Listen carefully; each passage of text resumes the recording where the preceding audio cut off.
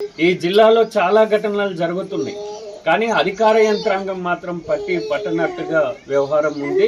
కాబట్టి ఇప్పటికైనా police department, revenue department వాళ్ళని రిమాండ్ చేసి శిక్షించాలి. తగు న్యాయం ఎరకల కుటుంబానికి చేయాలి. ఈరోజు దళిత గిరిజన ప్రజా సంఘాలుగా మేము సిపిఎం పార్టీగా కూడా ఈ కుటుంబాన్ని పరామర్శించాము.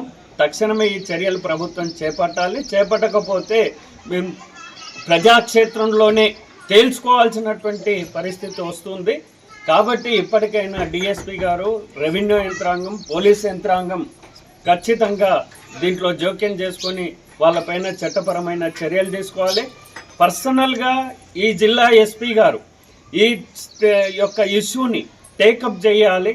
అవసరమైతే సందర్శించాలి. ఎస్పీ గారు సందర్శించి తగు భరోసా, న్యాయాన్ని కల్పించాలి.